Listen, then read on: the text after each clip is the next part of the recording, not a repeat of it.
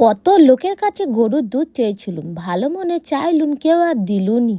এ বলে আমার বাচ্চা খায়, এ বলে আমার দুধ বিক্রি হয়ে যায়। দূরহা, এরা দুধ দুয়ে গোল ঘরে রেখে দিয়েছিল আর আমি নিয়ে আর পাইলে এইছি। আরে গরুর দুধ না, ওই প্যাকেটের দুধ দেখি না রেখে দিয়েছিল, সেই প্যাকেটের দুধ নিয়ে চলে এইছি। কি করব, ওরা তো জল মেপে রেখে দেয়, আর এখানটা আমি 3 প্যাকেট দুধ ওই নিয়ে পাইলে এইছি। 4 প্যাকেট নিলে ভালো হতো, তার কি করব, যেই 3 প্যাকেট তুলেছি সবাই তাড়া মেরেছে। এইদিকে আমি 200 গ্রাম চাল একবার ধুইছি, বেশি ধুইনি। গোবিন্দভোগের চাল না, ভালো বাসটা গন্ধটা বেরিয়ে যাবে। আবার ঘি দিয়ে ভালো করে বেশ করে একদম মেখে রেখে দিয়েছি। আর এইটা একদম কয়লাই করব, হেভি নাকি স্বাদ হয়, এই জন্যই দুধটা দিয়ে দিচ্ছি। আর কত দেখো না সে কী সব পড়েছে, এই যেই হাওয়া দিতে দেখি না সব উড়ে উড়ে ওর উপরে পড়েছে। যাকগে যাক, ওই জাল দিলে সব মিশে একাকার হয়ে যায়, পেটে যায়। যাকগে, ভালো জিনিস তো, কয়লা, কিচ্ছু হবে না। এইদিকে কাজু কিশমিশগুলো ভিজে রেখেছিলাম কাপে করে, বাটি খুঁজে আর পাই না।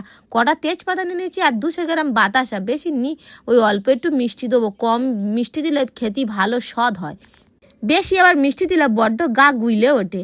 এবারে চালগুলো দিয়ে দিচ্ছি আর বাতাসাগুলো দিয়ে দিয়েছিলাম, দেখি না দেখতে পাই না বলে আবার বলি কি ফোনটা খুলি দেখি, আবার বাতাসাটা দিচ্ছি। তেজপাতা কটা দিয়ে দিলাম, কাজু কিশমিশও দিয়ে দিয়েছি, আর এই কটা আবার এলাই দিয়েছি, ভালো গন্ধ বেরোবে, সেন্টটা বেশ সেই হবে। নাইমে তো নিয়েছি, এটা ঠান্ডা হলেই ফ্রিজে রেখে খেলি হেভি স্বাদ হয়। আর কি করব, গরমই ঝেড়ে দিয়েছি। হেই